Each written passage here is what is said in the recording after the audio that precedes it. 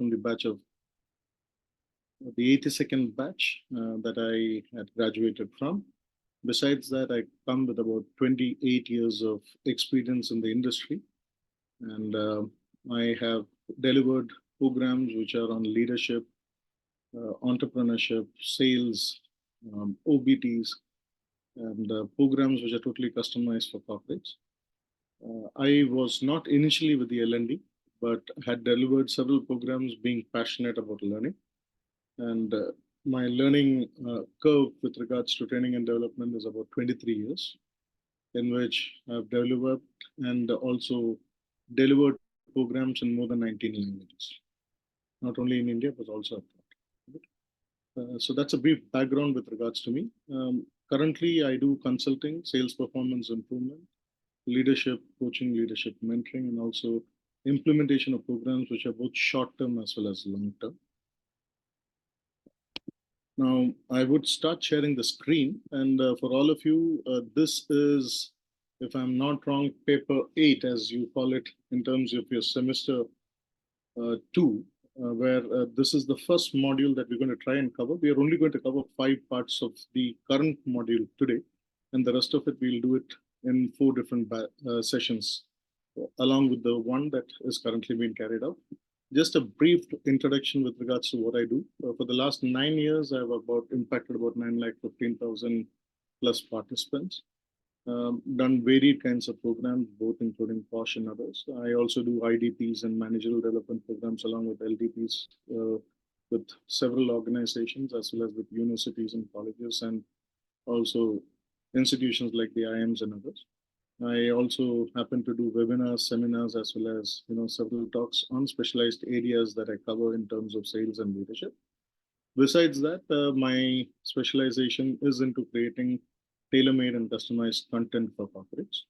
Now, the session that we're going to have today, specifically, we're going to cover a couple of things. But for those of you who haven't received your training material, these are the various modules that are there in your program. So one is preparation of the training plan, followed by resource planning, budget preparation, marketing of training, and event management.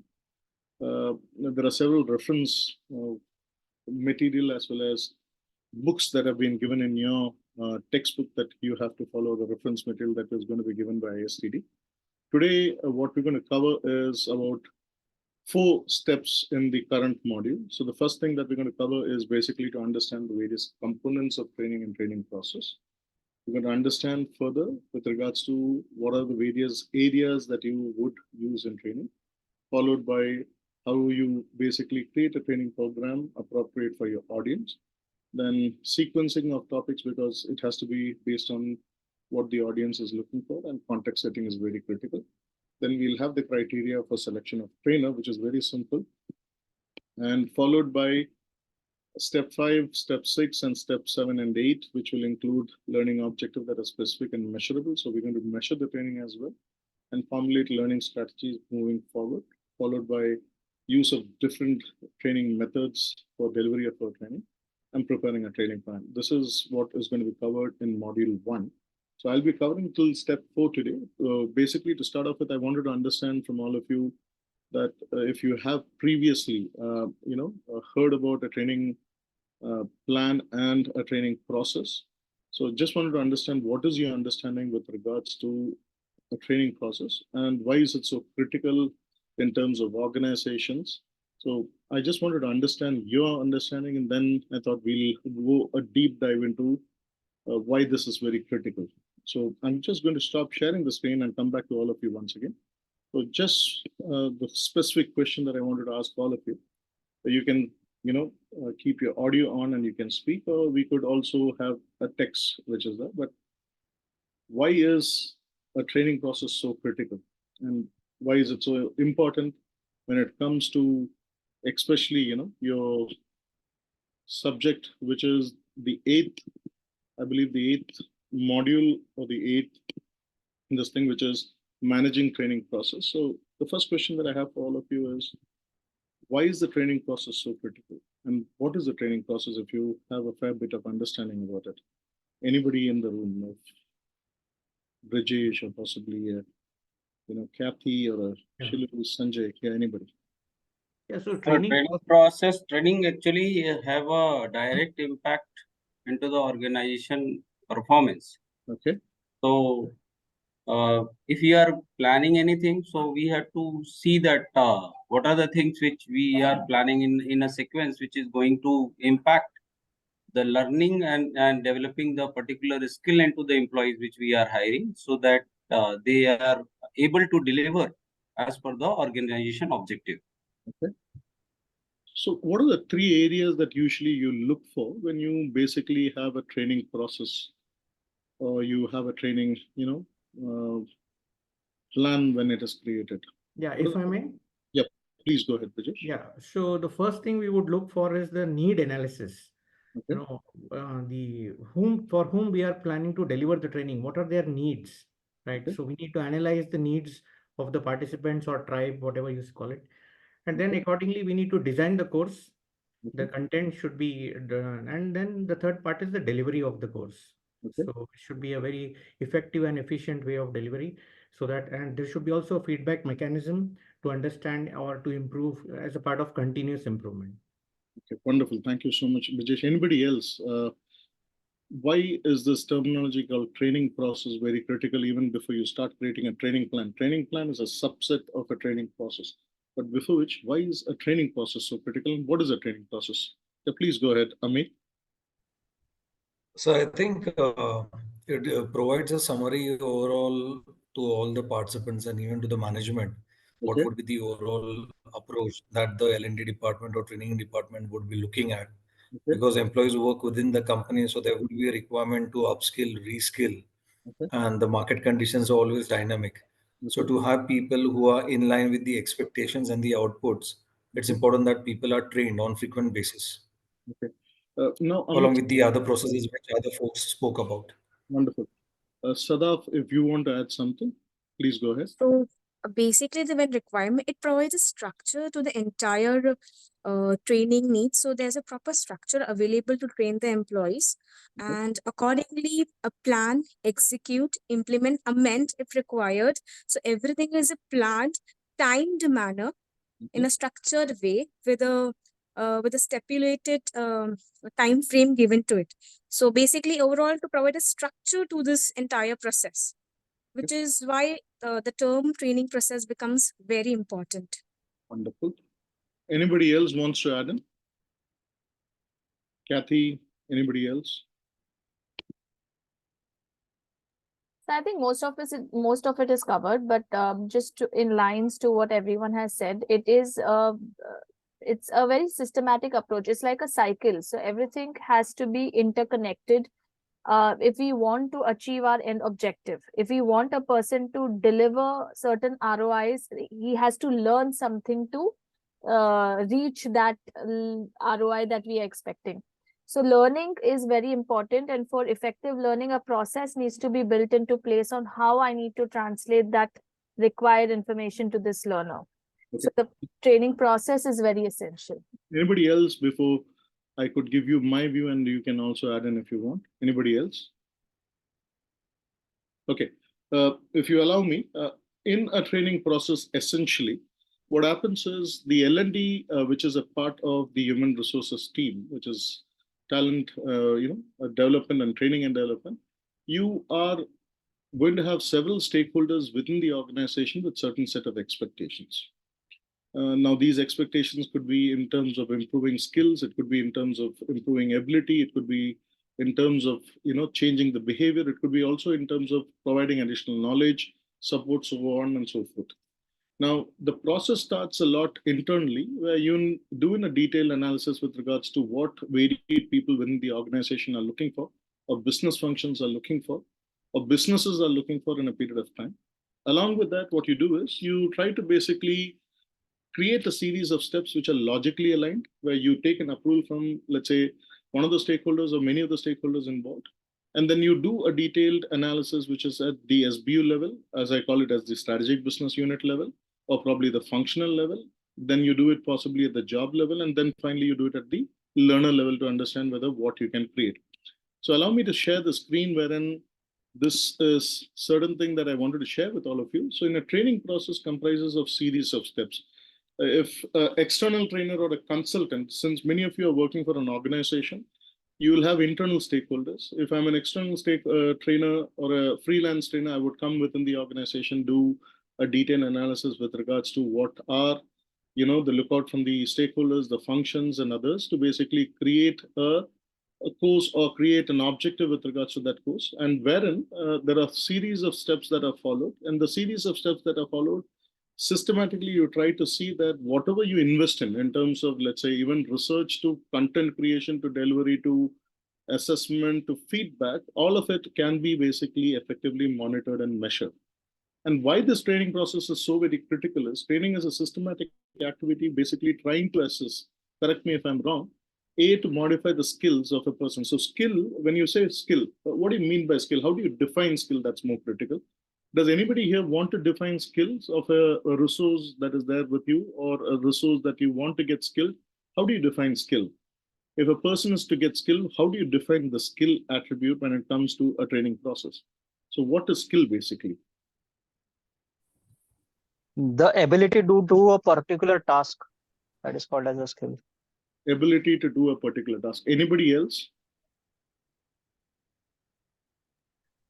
So the competencies which are required for the person with regards to his or her role or the job that the person is doing. So for that, it would be important. Okay. Anybody else? How would you define skill? Yeah, maybe we can categorize it further into technical competencies, behavioral competencies for a What else? particular role and responsibility, which needs Okay. to. What else would you basically use it for? So how is skill so very important?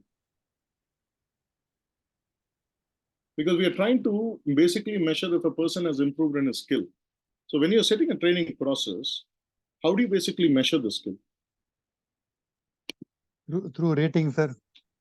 Through rating, और क्या करते हैं आप इसको? Through various assessment tests. With various assessments. So you do a pre-assessment or post-assessment, yes or no?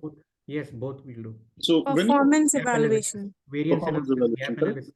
Yeah. It could be even interconnected with your SOCAR HR practices where you have a performance evaluation metrics or so on and so forth, correct? Absolutely.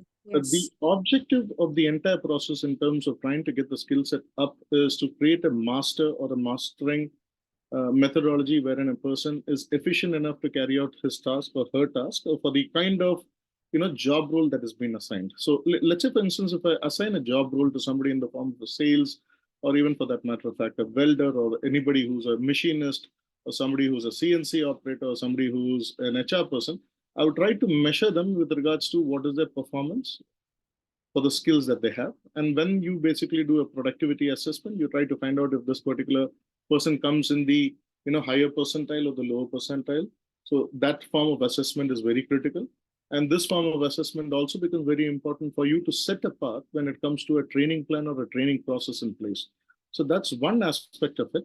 The second aspect of it, if you basically look into, is basically attitudes. We all come from varied parts of India. If I may ask you all, different syllabuses do we follow at the elementary level, the secondary level, and the senior secondary level? How many different curriculums do we have, and what methodologies of learning do they have? Is it homogeneous? Is it heterogeneous? Is it varied? Is the way that they learn is the same, or is the attitude that each of the learner carries also the same? So often this question comes into place, and often the attitude also matters with regards to the learner. So if it's a company-sponsored program or a self-sponsored program, both would differ. If you would have seen, a lot of people would have joined with you in ISCD, and during the process, you would have seen a couple of people not, seen during the exams and the other sessions which is there. So continuity is one other aspect. Another important aspect is behavior of the employee. So how do you create a behavioral change in an employee? So when it comes to basically skills, and now can anybody tell me what are the different kinds of skills that you as a training community, a T&D community would like to basically work on? Or what do you think are the various types of skills that basically an L&D department or a training and development department can basically assess and provide training for? Anybody? Soft skills. Okay, then.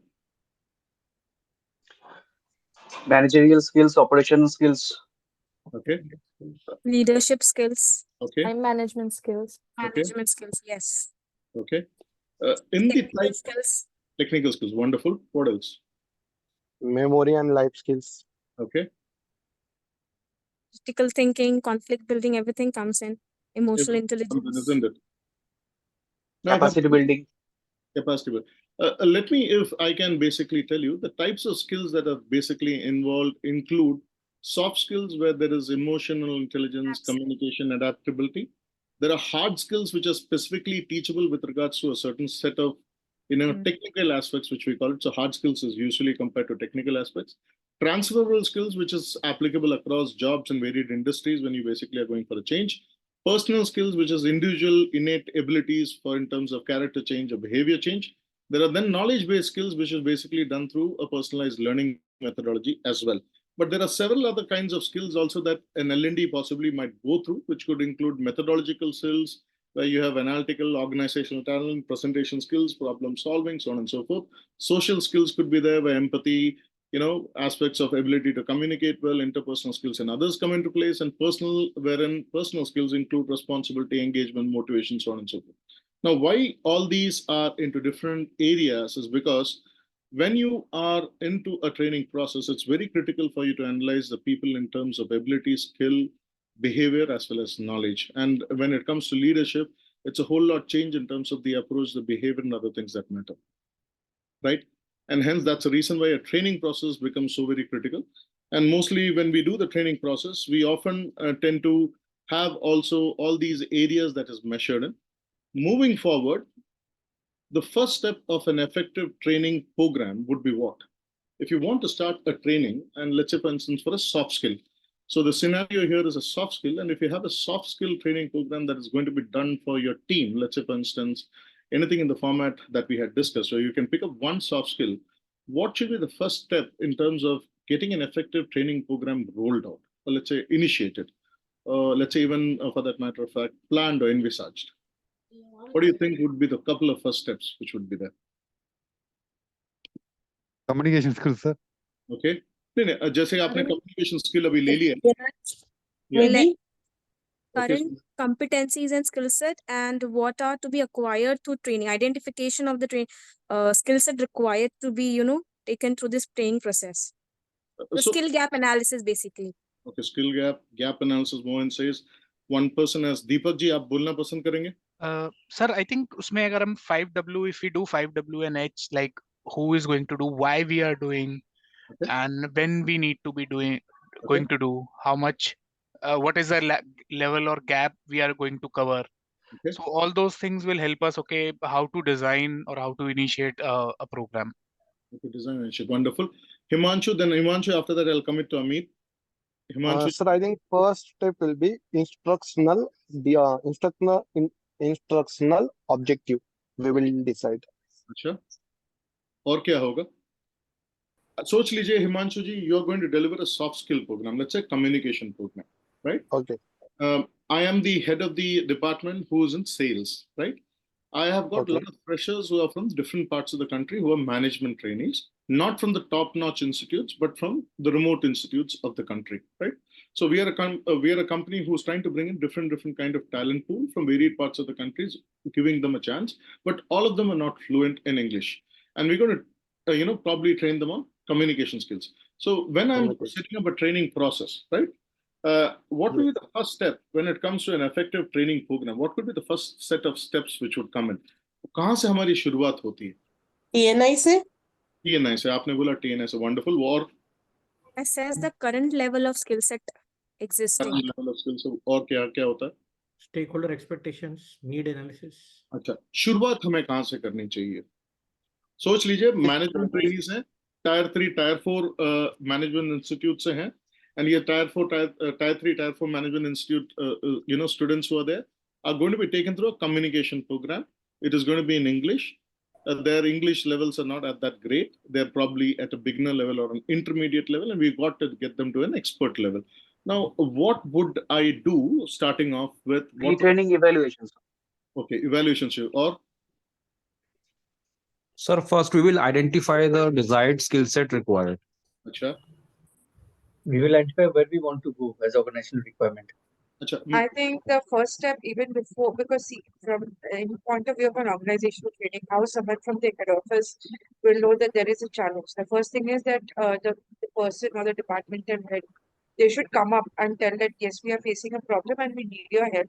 So probably from that point of view, I think the complaints or the feedbacks that we are getting from the external or the internal customers, जिससे वो लोग contact कर रहे हैं, this management trainees, we can first take a feedback from them. जैसे evaluation कहा एक जन, we can start from that. Okay, from that. May I ask you then in that case, let's say for instance, I'm a candidate from the southern part of India, which is Rameshwaram. Okay.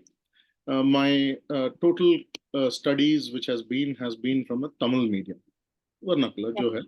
I basically am a person who has also done his engineering. I've done it because of the fact that I understand the subject and I've scored well.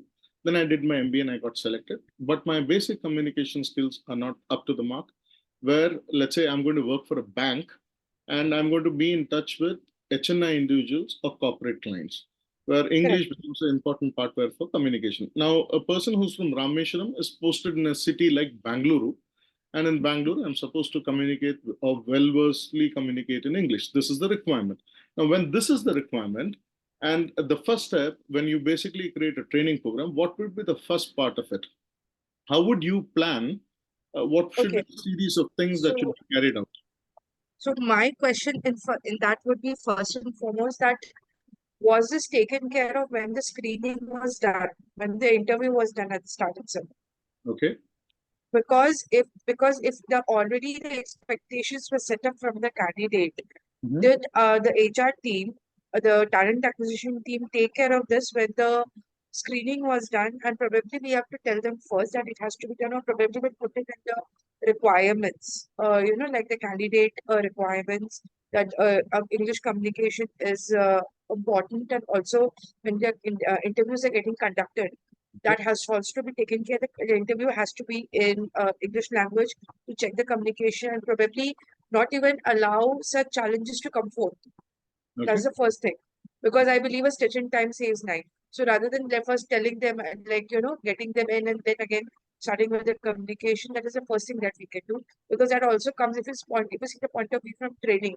Being in the L&D profession, there is something called as induction dropouts and training dropouts. So if I see from communication, because I have done communication in call, I have done trainings in call centers of new joinees. So when we had to do in call centers and where English communication is very vital, that's the first thing that we used to see from even when used to train, when used to interview, because someone from the training department would be a part of the interviews and then probably give a feedback, or a second level interview used to be done by the training department to ensure that such candidates are not even allowed inside the company, because that can create a challenge inside the company and cost will incur if I'm actually training them. Okay. Or spending the time in training. That's a wonderful point that you've brought in. I'm bringing up a scenario wherein post-COVID, most of the people who are from elite universities, institutes, and other places are taking up a better job. And I am trying to get in a resource at this level because this is what I can afford with regards to my attrition rate. Now, this is the challenge which is there with regards to the L&D team, right? The recruitment team brings in these people, and you are the ones who are going to train them out and bring them out. The reason I asked you this is often when you're in an established market with an established brand presence, you have this ability of selecting the best of the lot. Let's say you are one of the lateral entries in terms of the business. In the lateral entry in terms of the business, and you have such kind of profiles which are selected by HR because of the lack of budget in terms of hiring or because of other reasons, when this challenge is put forth to you as L&D personnels, the question is, how do you go forth and do and what you do to basically get this thing done? And the reason why I'm giving you the situational questions is, whatever theory you learn, of the fact that certain conditions that you're looking for might be there, would be helpful, would not be helpful, we do not know. It depends upon what is the strategy or the plan for that particular year, right? When that is so, if you are being given such an objective where you are getting management trainees from tier 3, tier 4, tier 5 institutes, and you're trying to bring them in because you cannot afford a larger bandwidth of resources at a certain X plus delta X of salary, and then you use these resources through a program which is a year-long program where it could be even an IDP or for that matter of fact, a management training program or, onboarding program and so on and so forth. The objective is to understand how would you plan this forward, right? What would you do? The reason why I'm asking you this is because you do a training need analysis, you do a lot of things. But when you have such kind of resources with you, let's say, for instance, even if you open up a call center in a tier 3, tier 4 city, like you have a call center in one remote location in Hisa, there are a lot of people trying to, do call center support. Now, all of them are not possibly well versed in English. How do you bring them to that level is the challenge that I'm trying to put forth in front of all of you as L&D professionals, right? So what kind of process would you follow? What kind of planning would you do? And I'm leaving it open to all of you to think. The reason why I want you to think is I want to understand what logical sequence would you follow, without having to think that I would not select a candidate or without having to think that I have the chance to select it. Remember that you are an L&D professional whose job is to create a module and deliver the module. So at this stage, what would you do? I hope I'm clear to all of you. Yes, yes. Am I clear? Yes, very much. Am I clear? I'm Yes, giving very a much. scenario where you have no say to the management that, let's not take these people. Choosing So I appropriate think, in training my methods. opinion, Yeah, please go ahead. Who's this? Choosing so this is appropriate training Amit. methods, sir. Pardon me? Choosing appropriate training methods, sir. Appropriate. Vijay, what is the first thing that we have to do in such a case? I want all of you to think. Sir, I think I would incorporate a voice and accent alternate class along with the training program so that they can, where they learn the intricacies of the language, English as a language, the sounds and all of that is being taught We to them starting along. from the basics of grammar. Not really basics of grammar, but like phonograms, how to pronounce a word, Wonderful. breaking the word down and how to pronounce it correctly Okay. to get the rhythm of the English right. Wonderful. Suman, please remember that this is target audience where the candidates could be between 21 to 23 as they come in as, a management training. Oh, okay, sir. Prachi, Vicky, Sir, Vaibhav, Haji. exactly the first step, we will talk with the management exactly what goal and objective they have and what are the result they want in Mhm. terms of skills, knowledge, and attitude, behavior. Okay. That the first step we will do. I think so. Okay. Anybody else wants to give it a try? Yeah, Please don't So, mind your process. Yeah. so I think it's very important to profile the batch of the candidates which are being hired at that particular point of time. As you Okay. rightly mentioned that they're not from the elite colleges or let's say from a certain university or college, etc. Right. So basis the role that they are going to focus on, begin with the end in mind. So if Mhm. you are able to understand at the initial level, and if it happens to be the very first batch, let's assume that way, Mhm. then probably there would be some kind of evaluation or assessment that can be done once they're there on board, just to understand the finer nuances of the process, which may not be a TNI in a very direct way, but considering the broader aspects of the work. Okay. And then it can be deep dived in terms of who are the people who are very good among the batch in terms of communication, and then there could be some additional support that could be given to them in terms of training program, the way campus to corporate programs are conducted on those lines. Okay. Now, when you are being given such a challenge, you also weigh down the pros and cons with regards to the success and possibly the resulted outcome that could come out of this? Absolutely, absolutely, because that would be measured eventually. Okay. Because if for the batch there is no success, then as good as the program is a failure, Okay. because the batch wouldn't be able to perform as expected by the key stakeholders and the management. Okay. So different modules, I mean, if they are like the freshers and people who are in the age group of 22 to 25, as you mentioned, Mhm. so in a way, we'll have to consider that they are completely new to the corporate industry, and Mhm. right from the company culture, introducing them to the various concepts of workplace, along with the technical soft skills, hard skills, the program could be implemented, which might be like a very detail-oriented program spanning maybe 2 weeks or more than that, depending on the sector industry. Okay. Fair enough. yeah. Anybody else? Yeah, Devashi, Garima, Brijesh, if you wanted to add. Yeah, sure, sir. So first thing I would do probably is to evaluate where they are exactly. So when we talk about language proficiency, it could be further classified into different skills like listening skills, reading skills, writing skills, and speaking skills. Absolutely. So yeah, and each of these, where a person may be good in listening, reading, but he may not be knowing writing, right? So we need to first figure out that, and then accordingly we will have plans in detail which will help them enhance those levels. So first would be assessment, then a detailed plan, and then obviously a continuous measurement, feedback, and implementation. That cycle will continue. Okay, let me hear from the rest as well. Mudga or anybody else wants to, Ruby, others also want to contribute, you can contribute in Devashish, Vaibhav. Hi, sir. I would like to add into the point which Brijesh has kept forward. So, I think the way he has analyzed, like he has kept certain objectives and he has kept certain parameters, like we are going to touch writing skills and we are going to touch reading skills. Like it also has skimming, intensive reading, extensive reading. So, I believe that first of all, I would interact with the manager that what kind of communication skills they think that their team lacks, and considering these things I would prepare a framework wherein I would see in which how I'm going to design their TNI, that is meeting the business criteria, which skill they have to. Even communication has a lot of things, like either it is we are talking about verbal skills or we are talking about non-verbal skills. Is the engineer client facing or non-client facing? So that's how I'm going to design my TNI. And on the basis of TNI, I'm going to have the expected behavior, and then I'm going to see where the team is lacking. On the basis of which I will move forward with designing the training. Okay. If I may ask all of you, let's say if this objective is given to all of you, right? Anirban has got 1 point. If, let's say, this is the challenge that is given across to all of you, would you like to define the problem statement in terms of what is the problem statement that you're trying to achieve in this training? You have varied people from varied cities, different curriculum, different areas.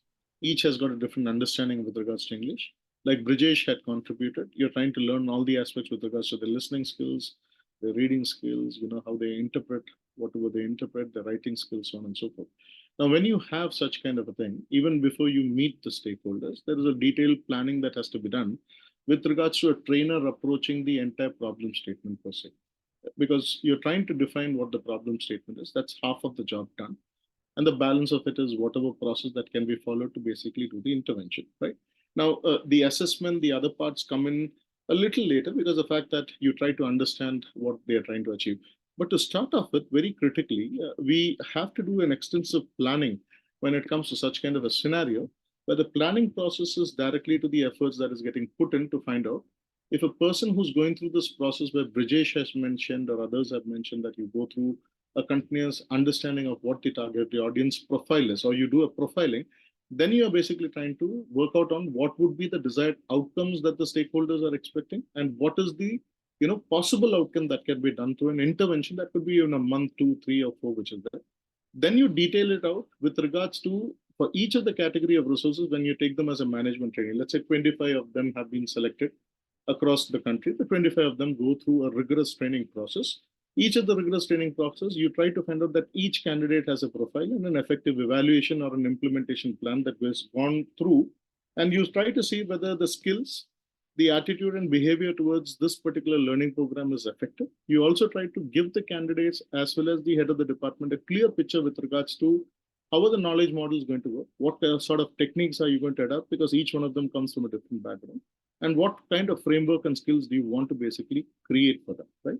Now, each one of them would definitely have a different kind of learning process or a different kind of learning, curve which is there. And to measure all the training effectiveness, you again do a detailed planning in terms of how do they go about measuring them and give them an assessment. So there's a motivation, inspiration to carry on individually, as well as there is a motivation in a direction also given to the senior management or the stakeholders to know that this particular program is effective. So the objective of this particular planning process is to give you a rough idea with regards to how are you going to play with the things around, how are you going to involve the learners as well as the stakeholders in the entire process of engagement? And the reason why this planning becomes very critical is often what happens is the L&D often doesn't get all the information. They have to work on all the information, try to analyze all the data which is there, and then present a plan or a process which is workable even before you start a detailed TN. And now, why did I bring this up is because what must be a typical training plan template when it comes to this kind of possibly an engagement. The first I could think of is the objective of the training is to make them an expert in speaking in English. So when you're talking about making an individual an expert in training English, definitely in this case, 25 of the management trainings have to basically been, analyzed. They have to be understood with regards to how do they learn, what kind of methodologies can be used. Do you give them something in terms of a pre-assessment, or do you also involve something in terms of individual learning exercise, or do you involve, hybrid learning model, or after that you do a one-on-one and so on and so forth, has to be first of all understood. So the objective is defined, followed by the objective is, do you have an online or a face-to-face learning? Because after you have understood this, you are also going to invest in terms of time, resource, and money with regards to the intervention that you're going to carry out, because each of the interventions would have a definitely different cost. The other aspect of it is KPIs and other measurables, and also the calculate the ROI. So if you're keeping these resources away from their core work to get them to mark to where they have to be, you also have to find out whether these resources who have been trained are getting up to the mark with the others who are there in the industry. Another important aspect is training timeline, start and end line with regards to, how much of time can one resource as a management trainee during the 6 months of probation period basically provide in this. Very critically, you're also trying to understand the training method that you use for each individual, because each individual is an adult and different. So if you're doing a different methodology, will you take care of your LMS? Would you take care of, web-based learning, or would you take care of any other form of learning, which is even one-on-one for that matter of fact? Very, very critically, the training materials that you would like to use. So depending upon the generations that they come in from, once again, you'll have to plan out with regards to the kind of training material that you'll do. Audibles, which is, usually what is preferred. Are you going to give them bite-sized content where the content is a very small content that you give it to them and they understand? They spend about 4.5 to 5 minutes or 2.5 minutes to basically learn this. And, the segment of employees who will attend this. And before itself, you get to a clear-cut idea with regards to how many of them would be successful in this and how many of them wouldn't be. And followed by the list of, digital tools that the employees can use to do a self-assessment and then do a final assessment for that matter of fact. Now, why do we get into doing this is because each of the resources has a certain time of work when they're trying to get into such kind of a development. And when you're trying to get them into such kind of a development, it becomes even more critical for you to plan it out in a manner in which the organization can see a benefit of this project being rolled out. And why I brought this point to all of you here, there's a reason to this. See, often in L&D, there are certain projects that are kicked off and there are certain projects which are held. The viability of the project is totally dependent upon the stakeholder and as well as the person who basically creates this project and the involvement of the project right from the beginning. And when you are involved in such kind of a project right at the beginning, it becomes even more critical for you to go through a detailed planning stage to say, it's being realistic rather than being optimistic. I would rather like you to be realistic to say whether this is going to work, this is not going to work, this can be assessed, this can be done, or is it too much of complexity when it comes to this kind of heterogeneous resources? So that's the reason I came up with this particular example. Before we move on, do you have any questions that you need to ask? Anybody? I hope I'm making sense. Yes, I agree. But I have a question, sir, here. Please That go ahead. even without interacting with the participants, without knowing that what is their status, how we can predict the how we can predict the rate of success of the training. Like you said that being realistic, that this much percent would be the improvement we could see, and this much percent might not improve. So on what basis how we are going to determine this? Because this is what my query is. I have a wonderful question that I was wanting somebody else to ask me this question before. Often when you try to get in touch with your team members from functions like marketing, sales, and others, you definitely don't get them always. They're always a busy bunch of lots, especially during month beginning and month end, you don't get them at all. You only get them once in a while in between. And often when you ask them too many specific questions, you don't get the kind of answers that you're looking for. So half of the answers is based on gut feel and half of the answer is based upon what the person feels. Other than if the supervisor or the so-called leader is really efficient, he understands what he's looking for and he is very clear about what proficiencies he or she is looking for. Now, if that is not the case, Vaibhav, it becomes even more critical for you to do the job that he probably or she probably needs to do. So a deeper dive. And why I'm asking you to plan this out is, how many of us do plan that even learner need analysis, sometimes in a large organization where 25 management trainees are spread across the country, would take a lot of time as compared to normally you would assume it to be. Because you have to sit one-on-one, you have to go take them through an assessment. The assessment sometimes doesn't work out. Sometimes, during the assessment, somebody else is there sitting them, helping them out, so on and so forth. So all of these put into case, the reason why I raised this is because of the simple fact that when you do this deep dive, you also have to plan for, if you want to showcase a plan which is with regards to an engagement, you also have to take into account the consideration that you have to do in order to understand what is the understanding of the supervisor and so forth, the understanding of the person or the participant who's going to get into such a program. That's one. Second is the question that Brijesh had mentioned before. Why should I do this? What makes me better after this? Which are the things that I would learn and I would become better at? So all these questions need to be answered. And wherever for that, a detailed dive down is required. And that's where the planning process and training process becomes very critical. Even before you start doing a TNA, it becomes important because you have to make somebody in the stakeholder department understand, I can't just do with one sample space or the one person out of the entire lot. I'll have to probably get across to all 25 people because they are varied people from varied regions. I hope I'm answered your point, Vaibhav. Yes, sir, I got it. Thank you. Anybody else?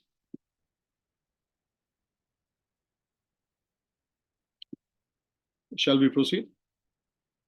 Please do let me know when you need a break. We started at 2. In fact, we started at 2:05. We are at 2:47 right now. If you want a break, I would give you a short break and then we come back and start off. But do you want it is the question. We are still a democratic country. So if you want, please free and Continue, sir. we can continue. We will I would always be a request all of democratic you country. to keep your videos on because you are trainers. If just imagine I'm a participant and I keep my eyes closed, lying down on, even if you're on the bed, if you can keep your videos on, that will be great. Right? Wonderful. Even if you're snoring, I don't mind. Till such time you have questions to be asked. Right? Snoring is good for health, as they say always. Right. Any questions so far? I will be sending you all the slides. So why an employee training plan is so very critical?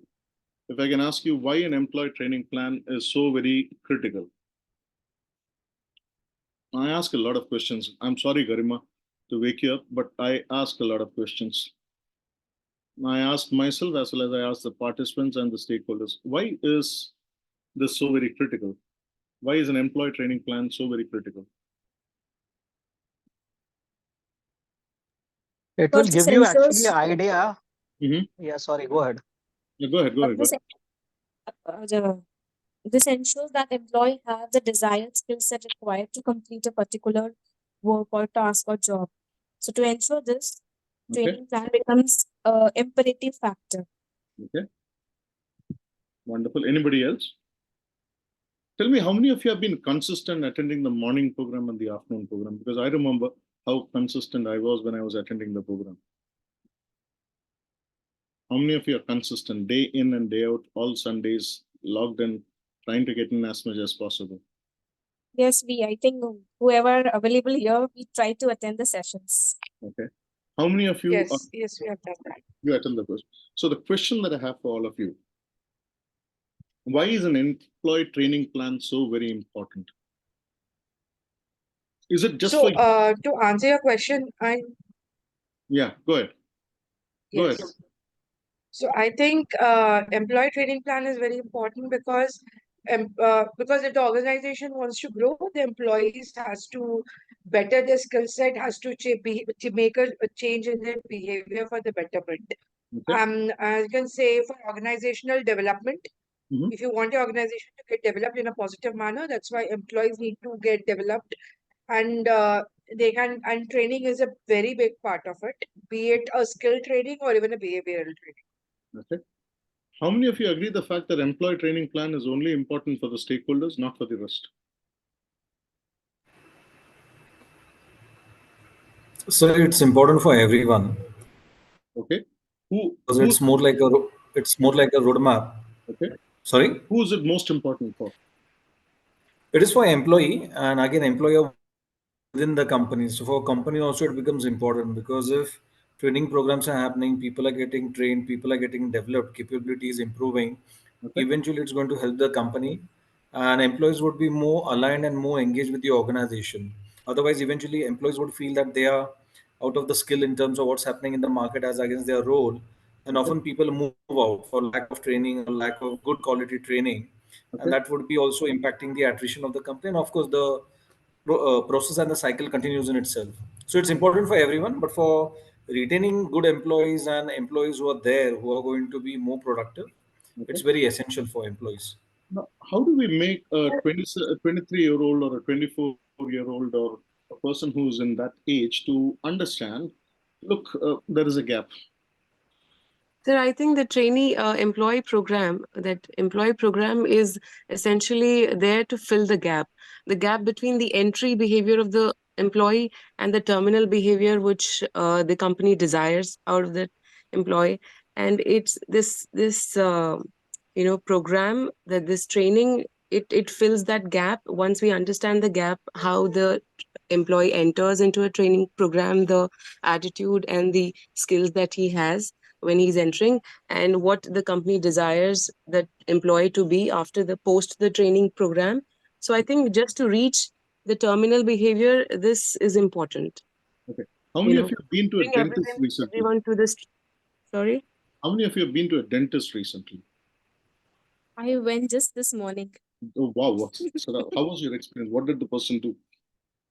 Oh my God. The one thing that I fear is dentist. Mm-hmm. And I had to actually do my root canal and stuffs. So yes, so it's a very critical thing. So I have to really, I have a lot of cavities, two cavity actually. Okay. Does he go on So and drill all the cavities together? Does he pull it out immediately? no, one by one, one by one. Are you sure, Sada? For me, actually, that's what has happened. So one, he took it, and thereby he mentioned he will do this, the another one the next week, followed up week. That's what happened with me. Okay, wonderful. Why didn't he do it at one go? Let's say he saw six cavities removed, all root canals done. Your wide, mouth wide open, and you have been given the local anesthesia. You can't feel anything in your mouth. Why didn't you do that? To avoid the patient to go into a shock. It's like too much too much at a time. Probably she needs the teeth to eat. Absolutely. She has to chew as well. Good one. I like this one. Who was this? This is good, right, Sada? So the question that I have for all of you is, when you have a 23, 24-year-old, slightly more rebellious because they know what they're doing, and you're trying to convince them to get into, let's say, a training plan. Is it more important that you sell the training plan to them and make them understand where they stand? Just like the dentist does when he says that you have so many cavities. We're going to leave you with so many cavities now, but the one that is most important, I'm going to work on that. And, we'll do the rest of it during the week passing that. Is it important to pace it? My question is it important to pace it? Yeah. Yes, it is Absolutely. important to pace. Important Right. to pace. We all adults like things to be paced in our comfort zones, right? So training plan is essentially a plan or a methodology for each of these learners to understand that they can be comfortable doing other things, and as well as this, which is critical for them. And hence, to share things with you, of the fact that it is very important to show them that, how the filling of knowledge gap is going to happen, where they are basically taken through that. Second most critical aspect is, how will this enhance their performance? So what is in it for me to invest into that, understanding of the gap that I have got, very critically the buy-in. And more importantly, how the improving of employee retention takes place as they go along and how they can apply. So you did your root canal, you did your, initial bit of a drill. There is a, thing that is placed in your root for it to heal. You come back the next time, the pulp is neutralized, then they do the capping, then they ask you whether ceramic or the other thing. You have a retention, you have Other aspect that is there, the person doesn't lose respond, because as soon as the training program happens, 90% of the training program learning is lost in the first 1 year. If it's a one-time engagement, it is lost in the first 1 week. If you want to do, a lot of things which is with regards to an engagement, ensuring that there is a lot of continuity which is there in the learner, it is important also to understand that a learner also maintains consistency. Now, why is this very critical? The fact the adult needs to understand there is a gap, how you're going to fill the gap, how you're going to help him. You're not going to make this work an additional hard work because he or she is just out of college and come back. He or she is going through a process where the enhancement happens. He is being put through a curve of learning. When he's been or she's been put through a curve of learning, then this particular employee also needs to understand this is very critical and very, very important. It is also important for all the others to also understand that it is maintenance of consistency absolutely required when it comes to this kind of an engagement, right? Now, why this is very critical is because the fact that the audience, which is the audiences which is going to take over, and the fact that the audience which is there is also going to be reviewed, analyzed, interpreted by somebody else who's their immediate reporting bosses or the stakeholders. And they also see that this particular program is successful. And that's the reason why a plan is so very critical and the plan has to be done effectively. Now, a training plan generally encompasses all these details that you see. So there's a training objective, there is a scope document that is developed, audience profiling has been done, a training and scheduling is done, a proper project planning is done with regards to how the program is going to be, approached onto, how is it being going to be done? Is it going to be on a hybrid model, or how the resources are going to be made available? What will be the delivery approach? What is the validation process which is there? What are the assumptions that is taken into consideration? What are the dependency factors? You would depend also that the so-called participant would learn in a certain manner, or you have that done through your TNA, which is there. You have the risk assessment that has been carried out, the training environment management, because of the fact that if you do it within your space, within your office, within your boardroom, within your training rooms, what could be the kind of distractions? What kind of materials do you provide to them?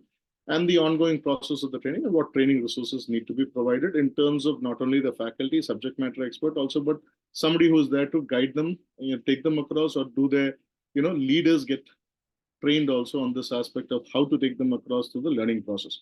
Now, this particular aspect becomes very critical. So when a training plan is being drawn, you have several elements and deep dive. Most of it, speaks to one another, but the most important aspect that you need to understand in this particular training plan is to understand that it's a detailed breakdown. When you do a detailed breakdown and an analysis, then you basically come up with, all the aspects of engagement then, which is carried out. Very critically, in the training plan and approach, it's important to ask who's getting trained. It's also important to ask what is required or the topics that need to be covered, which is relevancy. How long should the training last? Should it be long, short? Very critically, how many people should take part in the training? Because the trainer to the learner ratio needs to be mentioned. Very critically, how many trainers are required per session if you're doing multiple sessions, for that matter of fact. And how will you get the most out of the attendees? I think one of the participants had said the caption in Japanese. I don't know how many of you do understand Japanese. When this video gets converted, we don't want Japanese captions, right? And the last but the least, which is there on this side, is where will the training be? So do you want to do it internally? Do you want to do it externally? But other than this, what are the other things that you feel should be asked other than the ones that I've mentioned from A to G? What other things do you think that should be asked before we basically plan out the training plan and approach? What other things should be asked? You have the 8 ones here. What are the other ones? Budget of the training. Budget. What else? Wonderful. What else? Training stationery or other activity requirements. Infrastructure. Wonderful. Infrastructure. What else? Outcome of the training Okay. they are looking for. Okay. Excellent, Ruby. What else? Post-training process that also needs to be accounted for. Okay, that's wonderful. आप में से किसी का मौन व्रत या किसी का आज डेंटल सर्जरी तो नहीं हुआ ना? आधे ज्यादा बहुत शांत है, मुझे तो लग रहा है आधे ज्यादा सोए भी हुए हैं. I just wanted to ask you all, anything else? Stakeholder buy-in is very important factor, I think, at various stages of planning, implementation. So I think keeping them in loop is very critical and crucial factor over here. Wonderful. Prachi, are you there? Nandan, Abhishek? So I'm there. Oh, wonderful. Training evaluation. Available resources at Okay. in display. We had Prachi speaking. Prachi, you wanted to add something?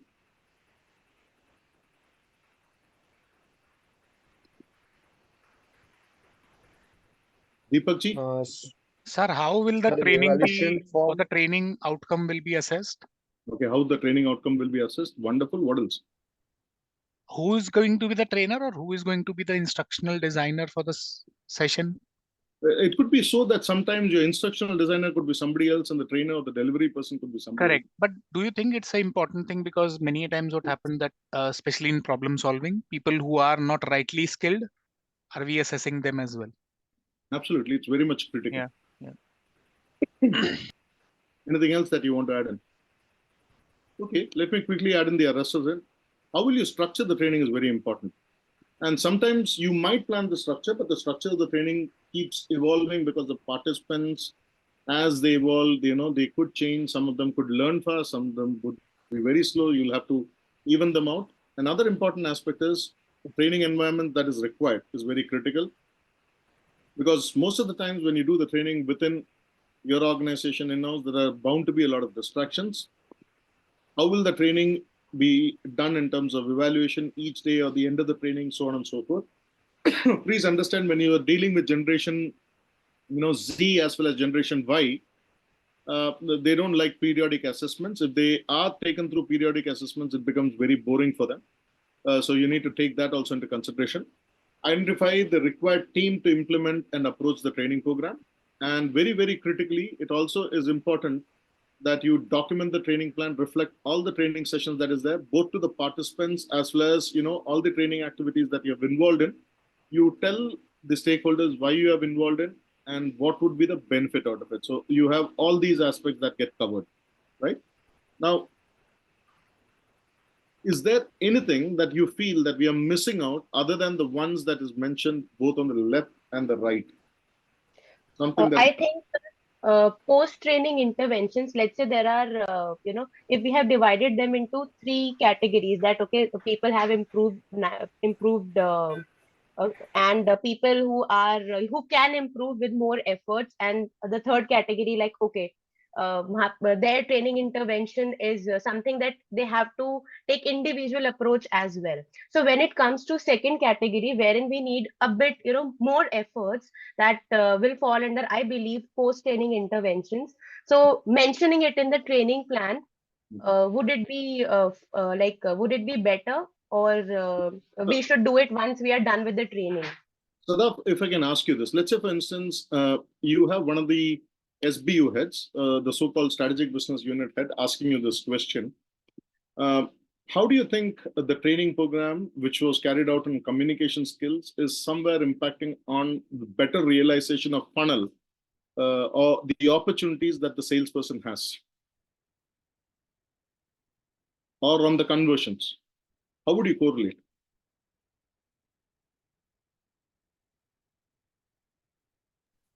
He does ask The better questions. number of conversions before and after training.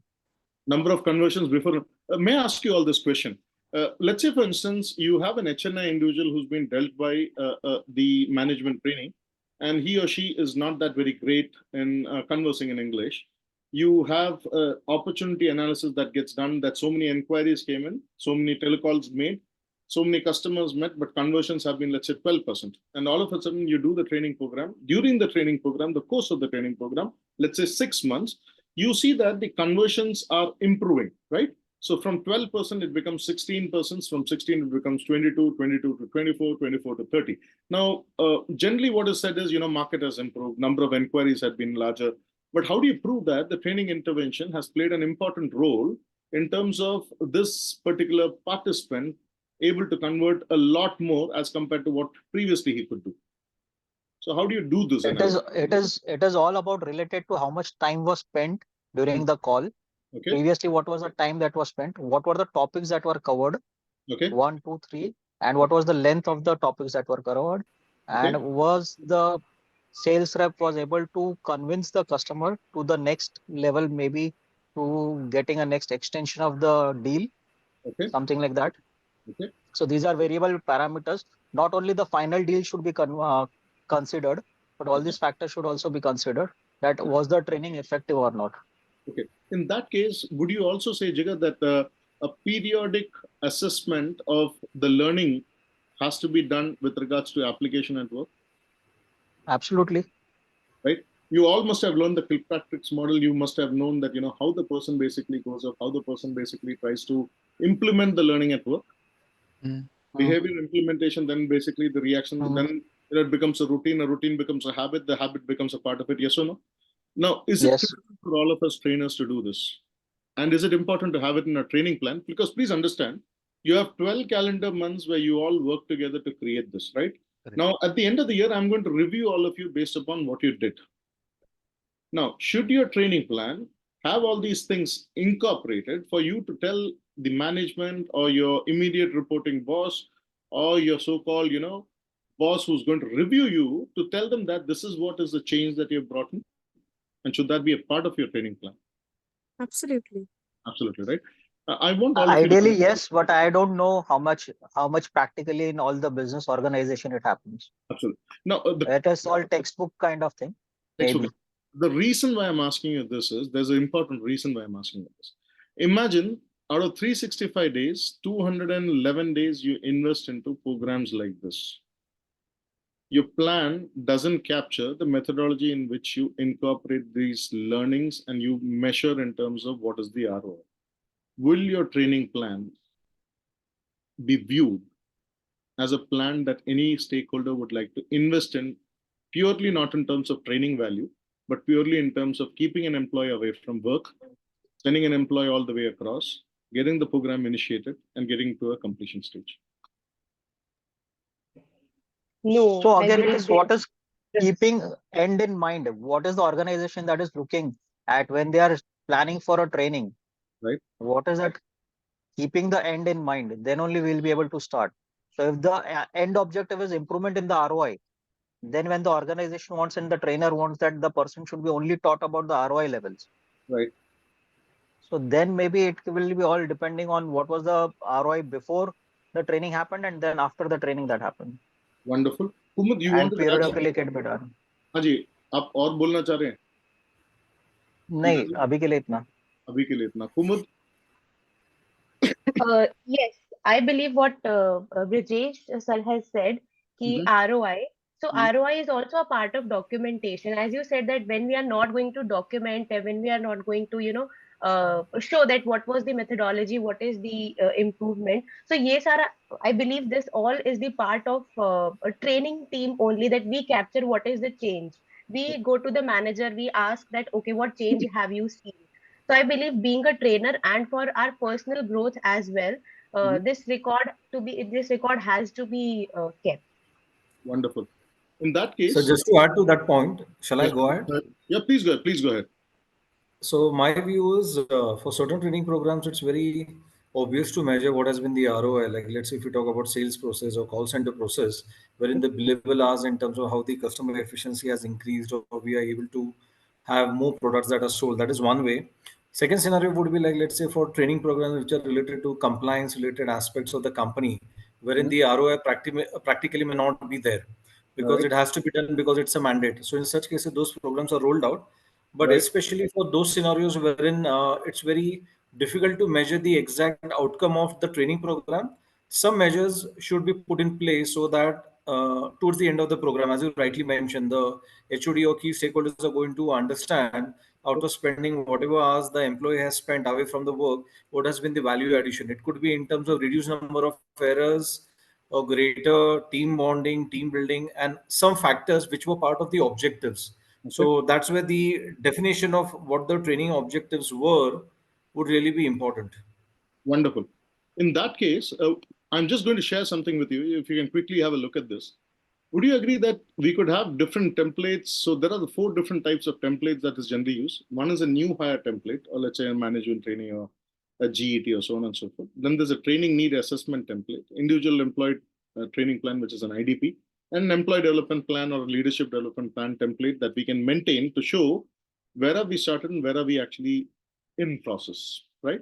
Now, the reason why a training plan template is very critical is also for you to capture all these aspects, because till such time you are actually delivering the training and conducting the training, you're a cost center, right?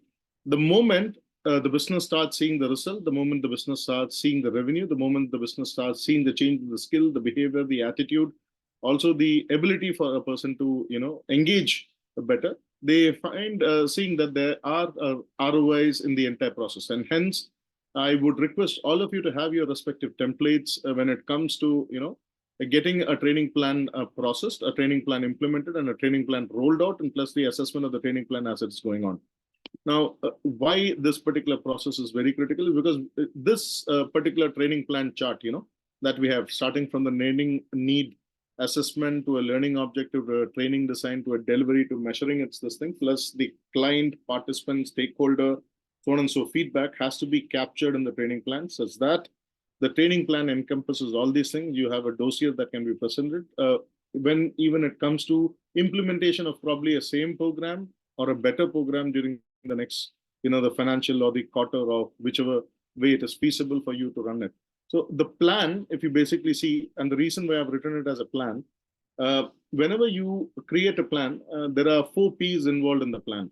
The first P is to basically define a problem statement that the stakeholder, the learner, or every department comes up with. So you try to identify the problem statement. Often what happens is we start doing trainings and halfway through we realize it's not a training issue, but it's a culture issue, right?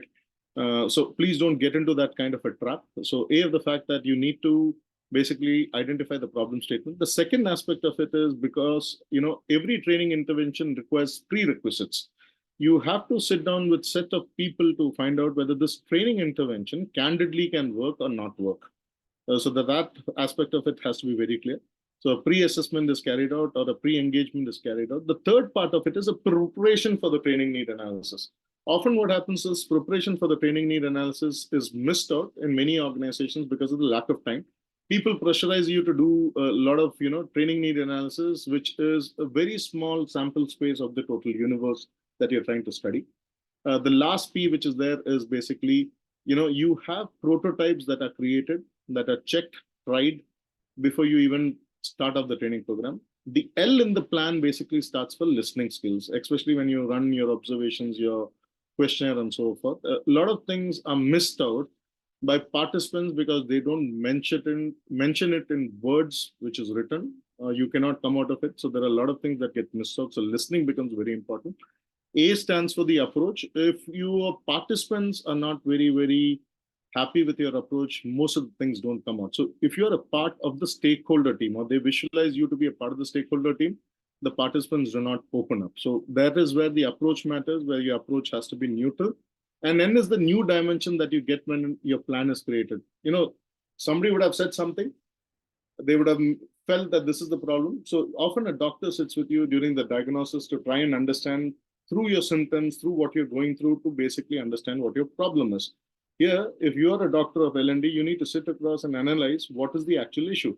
So a deep down drive, also the learner analysis needs to be carried out, and the learner environment also needs to be studied before you basically create a plan altogether. And this particular plan aspect of it would help you in all the aspects. When it even comes to training delivery, I've often seen, when I've also delivered, a lot of times I had to change my training approach and the training delivery, the training design altogether, because the audience that envisaged out of the sample space and the audience that came into the room were totally different. Especially when you do a whole country training program, or a complete sales training program, or a complete operations training program, or a plant training program, so on and so forth, where you go down to the operator level, you will find different bunches of people all across who are variedly different. And your initial TNA will fall apart. And hence the planning also has to need a robust support system to tell you that all the aspects, even if it changes, you come back and change it immediately. That's the reason you have a plan model here. Now, when you basically do this, so I've borrowed this, from Academy of Innovative HR, how to determine your training need analysis. You must have already gone through it because I had gone through your syllabus. So I'm sure that all of you would have gone through this. But if you see this, often bosses come up and say, I don't know how many of you work in manufacturing setup. If you can say M in your chats, then I could look at this. Manufacturing. If you're in service or service allied industry, please mention S. If you're in consulting services, please mention C. If you're in banking and financial services, please mention B. If you're in other allied services, which is there like airline and others, please mention A. If you're in services, which is basically, R&D, please mention R, so that I can get to understand each one of you. If you're in consumer, FMCG and others, you mention F, so that I can get to understand where are you all coming from. So one is M, manufacturing, there is banking, wonderful, sales, airlines, edtech, pharma, retail, wonderful, excellent, amazing. Insurance. Naveen, the number of training programs that you do for, is it for your own staff or is it for your advisors? It's for our own staff, sir. Own staff. In the retail, if you can tell me how many would you do for your frontline merchandisers, your executives and others, agri input, in-house, manufacturing. Now, let me just give you... In retail, I do 16 to 18 days training per month. 16 physical to 18 days. Virtual. Physical training. And this Physical is... training. this you do for whom? Front-end sales executives. Front-end sales. You have a pretty good attrition rate as well? Of course, retail does have one. That's a thing. So when you basically come up, let's say, I'm giving you a scenario, right? Kindly, listen to the scenario and tell me what do you feel about it. I am an employee with an organization where I started at as a graduate, and I've been with this manufacturing unit for the last 25 years. I joined in as a diploma holder.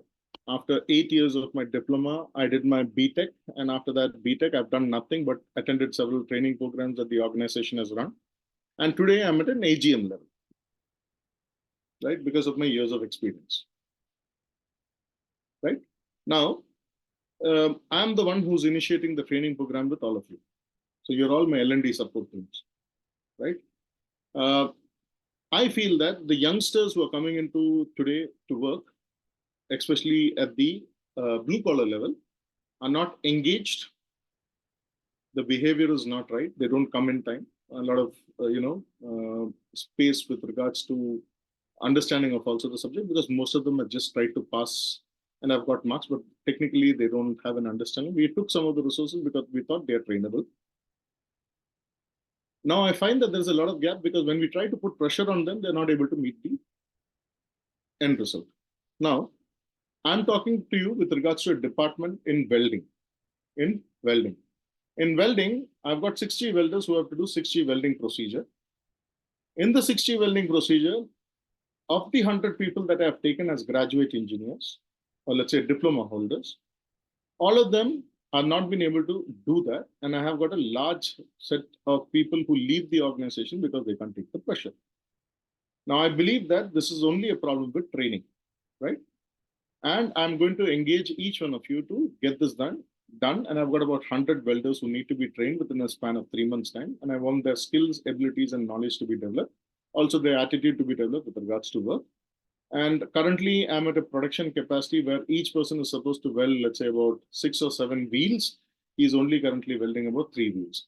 And at the end of the day, while the program is over within 3 months' time, I would request the productivity level to be around 20 wheels by 3 months. What would you do? For people in sales, BFI, and others, I'm going to give you a simple more scenario. I've taken a management training. He's in sales. He is supposed to do 20 calls a day, out of which 15 calls are cold calls. And the balance calls are already existing customers. To each customer, he has to sell multi-products. Currently, I understand that he's not been able to do so. He's not regular at work, and very critically, he's not been able to achieve his targets. I'm putting him through a personal learning path where I want the training team to train him on sales, train him on behavioral skills, soft skills, and other skills to get him apart to the benchmark level that I'm looking for. Otherwise, I take him through a process where we relieve him in another 2 months' time. And you all are in charge. How would you determine the training need in such a scenario and come up with a training plan? I would request the others who have not spoken to come up. Mukta, which industry are you from? Banking, insurance and banking. Insurance and banking. Targets तो आपके होते होंगे? Big times. Big times. Yeah, you've got a person who has not been doing well, and I would request him to do well. So, what do you do in this such case? An answer. You have your time. I want all of you to take an answer. Don't be in a hurry. You know, as soon as you see, then you don't pull out your double barrel gun and put it on my head and shoot it. Hold on. Think over what you got to do. Right. I feel the L&D team is the team that has to come up speaking last. So don't be in a hurry. Don't pull out your double barrel guns. Hold on. Listen. Be chill. Be cool. Somebody is asking you for help. You have all the time in this world to basically respond. That doesn't mean the end of next year, but this year. So try and see that, you know, we try to work this out amicably, but think through it.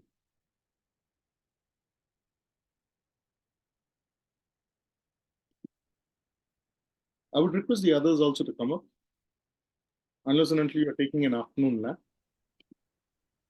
So we need to counsel that individual who is not performing well. Dwarika जी, आपको उनको council नहीं करना है. अपना problem statement बताया कि मेरे पास 2 जट्स लड़के हैं, 10 boys. Out of the 10 boys, none of them are efficient, none of them are giving me the productive results that I am looking for.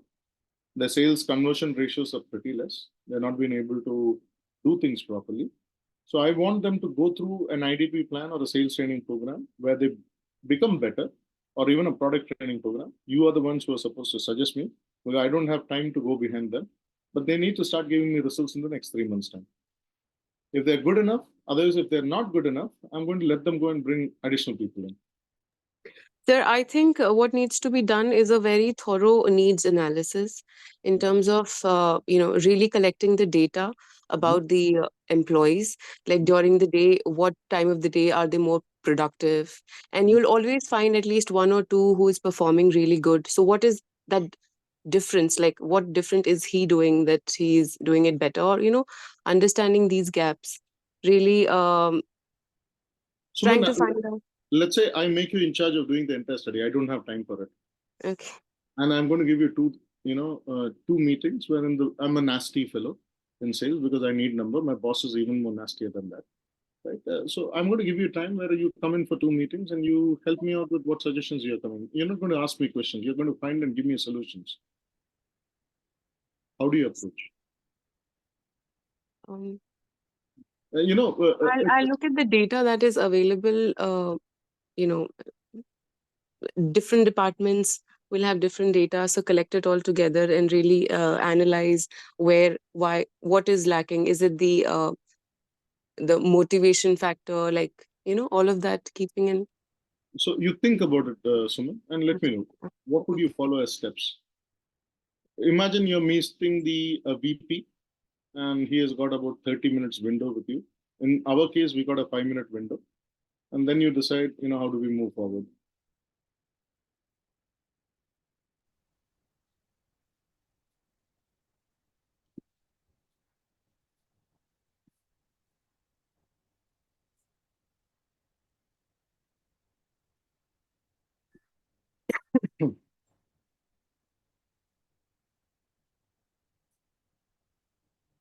So I think first part would be planning. Planning of the sales call in a better manner. Then knowledge. Is there knowledge up to the mark or not? You got to be very specific in terms of planning. What in plan would you look for?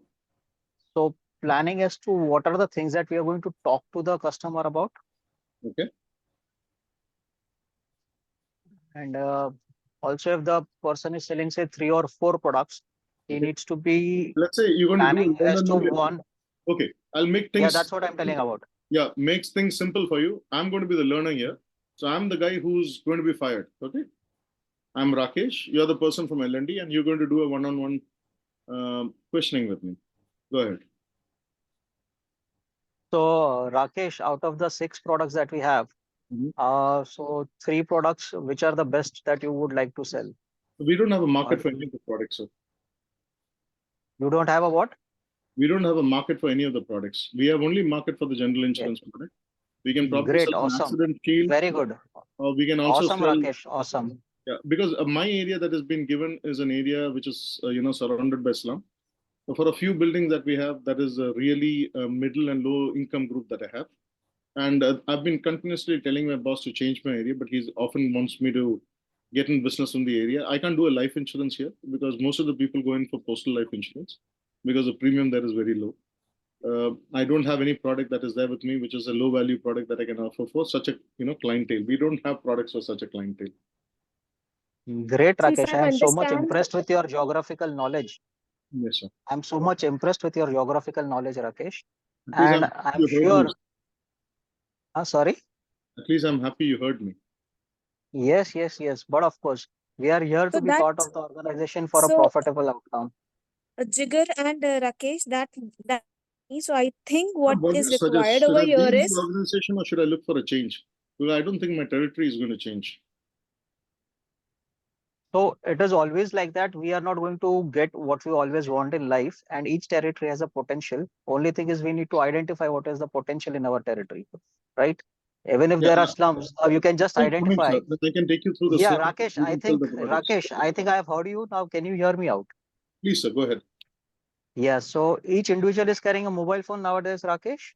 Yeah, all of them have a mobile phone, which is about 6. Absolutely right. So if in a slum there are 5 people staying, there are I think 4 people who are having a mobile phone. Sir, let me tell you about the mobile So phone. what do you think would be the cost of the mobile phone, $10,000 of Rakesh? the mobile phone. There's a lot of resale that happens in my area.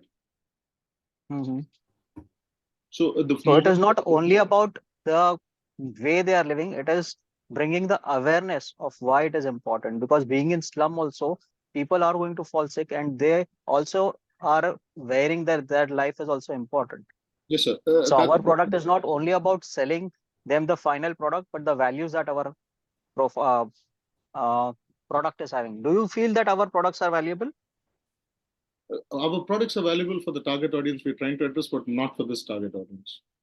Absolutely right. So let them decide if it is valuable or not. I'm sure we are going to find some sectors where they understand the importance of the benefits of the product. In fact, sir, I feel that, even if I go to a very good performing person, if you put the performing person in my territory and you put me in his place, I think I'll be able to perform. It's just that we don't have the products that we can sell in this area. Absolutely right, Rakesh. I understand that you are feeling very much demotivated because No, I'm not able demotivated. to. I'm rather motivated to look for a job. Yes, I can understand that, Rakesh. You are feeling low because you're not able to get your numbers in a converted form. But if you I'm see not at the all, audience is larger in slums, the I'm number of not at people all are feeling more. low. In fact, you wouldn't believe I've got a position in the place where the best performer is working. And I'm 100% sure of the fact that I would be able to do better wealth management services there rather than here. So let's prove it then. You'll be able to perform here, then you get a promotion out. No, not about So here. prove Right? yourself. Doing there and then Yeah, performing. you just said, na, you just said that you want a position or somewhere where somebody else is performing well, right? So I you think you might heard me prove right, sir. yourself here for 6 months, get me the numbers, then I will think of you getting into a better area. Okay. How does it work, Rakesh? It wouldn't work at all. I would rather. Why not? Given my. You want a performing territory, right, Rakesh? I'm Where getting everybody is selling. So why not sell yourself here better?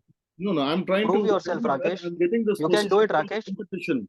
The reason why we have selected you, Rakesh, is because you have the capability to do it, Rakesh. I'm So sure you can do it, Rakesh. it is the capability, but the market capacity doesn't meet the capability. See, India is a wide country, Rakesh, and everywhere everything is not going to be the same. We need to change ourselves. And our product, as you said, you understand the value of the product, right, Rakesh? You No, have sir. trust in the product.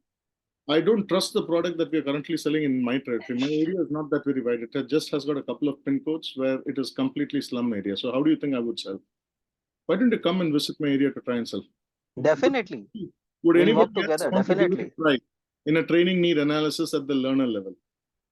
Good. I love that. I love the Intu. Anybody else? Somebody has been coming. Yeah, Garima, go ahead. Go ahead.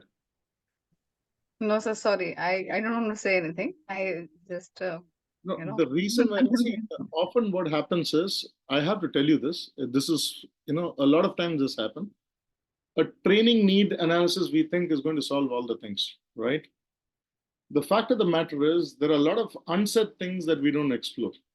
And often when we plan out our training plan, we are not willing to take those unforesaid things into consideration because per se we belong to a larger set of people who do not want to accept these and who do not want to consider these when the training plan happens or training need analysis happens. Let me give you a very simple example. A couple of years back, a microfinancing company tried to basically do a training program all across the country for their employees.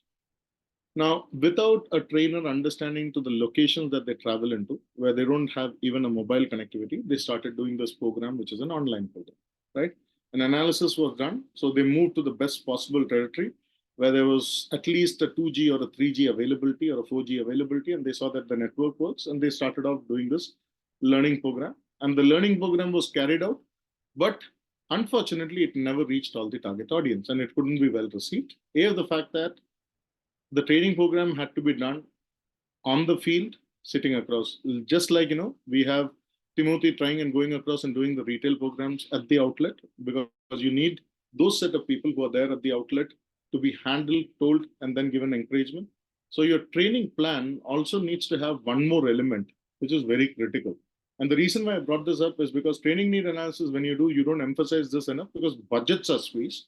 One of the factors that come into play is after the COVID times, a lot of the training programs have been emphasized to be given online, right? Now, how many of you, I do not know, would be willing to come across and attend probably a session at your, let's say, training center or the training chapter that is there, right? That's one aspect where it is just not learning from the faculty, but it's a collective learning from all the participants. You don't go to the best institutes because you go and meet the faculty. You go to the best institutes because you got the best of the minds with whom you can interact. That's another factor, right? So there's a lot of peer learning and a peer subjectivity there. So often the training plan, a lot of elements are missed out where the total focus is only on the training content, the delivery of the content, but not on the peers and the ability of the participants to interconnect. Often this is missed out. The second aspect of it is when you do a TNA, if you can do an audience analysis in detail, a learner analysis in detail, it gives you a lot of further insight as compared to a lot of other things. And why I'm trying to tell you this is, allow me to share the screen with you. Often what happens is we are hell-bent of the fact that whatever selections we have done in our life is all great. And this is what happens. So in the basic type of training need analysis, we do knowledge-based training, skill-based training, and ability-based training. But often what we miss out on is, peer study, which is, let's say one peer is doing well, the other peer is not doing well. We only take into consideration that this person lacks motivation, inspiration, and so on and so forth, right? But there are further elements that miss in a training program. And the further elements that miss in a training program is how possibly a leader interacts with them, or the lack of leadership understanding. A lot of people who have become individual contributors become team contributors without understanding even the L of the leadership, right? Without having empathy on the understanding of the fact that how a person has to be gotten from, let's say, a basic level or intermediate level to an expert level. Now, when all these facts or matters are missed out, often what happens is ability-based analysis is missed out. You're often trying to subdue a person to basically tell him or he or she that, such kind of an engagement is only going to get you this result. Half of it is already totally dependent upon you. The rest of it is based on us. And while we do this, we often have this inverted approach of doing an organizational level analysis. We do an analysis which is at an operational or the task level, and when we do an analysis at an individual level. But often what we miss out on is we never do an analysis at the environment level, as to the fact that how is the environment, the work environment, what is the motivation, does he or she have the ability to take it forward? And we often have these elements missing, essentially, when it comes to training programs and training plans and training engagements.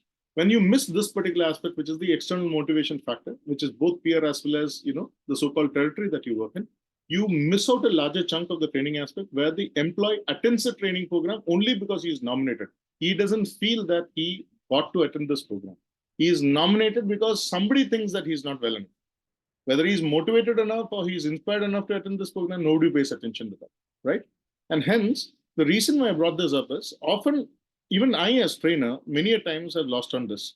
I take the others who are senior enough to, take decisions. I believe them outright and then go across and start delivering a program, then I realized that the participants are at a different level altogether. They're not doing it because an immediate reason which has happened, and we forget to analyze the external environment, which has never been a part of the training program. And often what happens is when we are in a hurry to create a training plan and a training process, we miss out this finer element, which is an external motivation factor. We put in our heart and soul into it, and the training program doesn't realize the benefit or the effect of it. And then we finally try to see that, why this has not worked. And that's when, you have not analyzed the other aspects, which are very critical aspects in today's work environment, since everybody is under the pressure.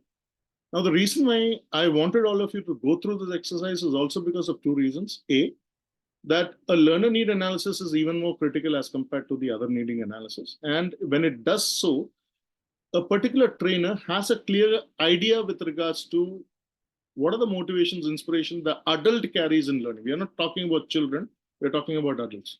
And the adults do not have that engagement process. They don't get involved in the training, right? Any questions so far?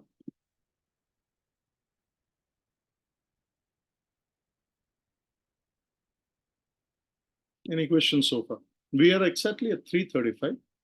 We're supposed to wind up by 15:30 hours. We have 5 minutes, rather 6 minutes past the Indian stretchable time of 3:30, right? I wanted to ask the audience, is there any questions that you have, right? Shall I convert the slide into a PPT and share it here? Or would you like to send it somewhere, some other way? So I don't have a question, but just a point that I would like to share out here. The culture part that you mentioned or the environment part that you mentioned, often that's a very practical scenario at workplace. Right. Wherein although we do understand that why people are moving out of the team or why they are not able to perform, maybe the senior person or the HOD might be behaving in a certain way, but the HOD himself or herself might be a good performer, but then the company is tolerating the person, which is in a way impacting the junior people. Absolutely. So that could also be the case. That could also be the case. And in such cases, I mean, to a greater extent, probably job rotation might help some of the people for various reasons. Probably they struck chord on different notes. That could also be the case. But to a greater extent, training might not help them because it's Absolutely. a known problem. Because True. it's a known problem. Absolutely right. See, you're absolutely. I should also tell you this. We often, are in a larger disagreement when experts or people who are really senior take up the initiative of starting a training program, but are not willfully willing to accept that there is something wrong in the system, the process, the environment, right? This aspect of it happens when you start up the entire training program. Then you realize once you have started conducting the batch that I've missed out something essentially in my analysis. I've probably missed out on even one-on-one. Most of us go with some amount of questionnaires. We go with some amount of interviewing. We go with some amount of analysis, which is just on the outer, but we don't do an in-depth dive. And when we don't do an in-depth dive, then there is a problem, right? And because of that, a lot of us, and let me tell you, a lot of us land up into a lot of trouble where the training itself doesn't become successful, right? Now, how do you basically take care of this? You can only take care of this when, and only when you are open to such kind of discussions with employees and others, and you are in agreement with them. Okay, in this particular process, probably what I said is not right, and what I carried out is also not right. So let me try and create something for my participants wherein they have this ability to come and discuss things with me, right? So the fact of the matter is, are we willing to do so? Are we willing to carry these things out? Is a big question that we all need to ask ourselves. And are we, just going about doing things in a way in which it feels convenient to us? So that aspect also needs to be understood. Often it's a matter of convenience more than anything else. But I would suggest everybody who is a part of this particular, learning curve, to be honest to themselves, that anything that is missed across as trigger is often lost across, and then you have to do the entire work once again, right? If we are smart enough as training need specialists, we as T&D specialists can also do a deeper dive to understand what are the things that is missing and what are the things that has to be done differently. But I would suggest all of you, if it is feasible, to kindly, do a deeper dive understand if you can carry these things out, and also try and find out if you can have a much more better understanding when you create a planning template, and in the planning template you include all those things that is required to be studied. And once you have required all those elements that it has to be required to be studied, you have a clear-cut idea with regards to what should be carried out and what should not be carried out.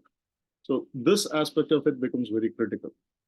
Now let me just for a moment, just give me a moment. I am going to share the file with all of you. I've converted it into a PDF as we spoke, right? I would close the session only once you all have received it. It's a 1.56 MB PDF document. I think it's there to all of you. Have you all received it? Can you see it? You can raise your hand if you're done, right? If you can kindly. Yes, sir.